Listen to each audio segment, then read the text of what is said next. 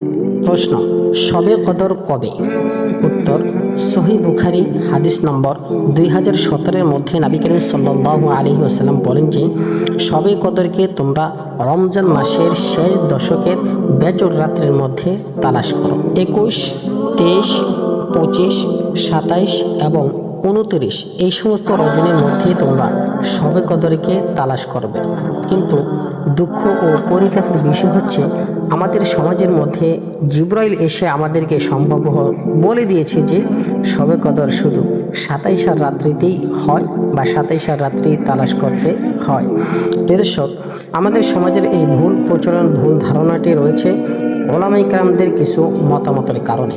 অনেক ওলামা ইকরামগণ বলেন যে 27 রাত্রিতেই শবে কদর হওয়ার সম্ভাবনা রয়েছে।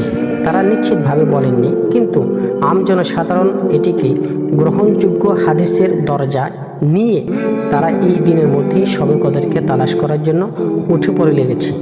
অথচ রাসূল সাল্লাল্লাহু আলাইহি ওয়াসাল্লাম আমাদেরকে বার্তা দিয়ে গেছেন ভিন্ন কিছু।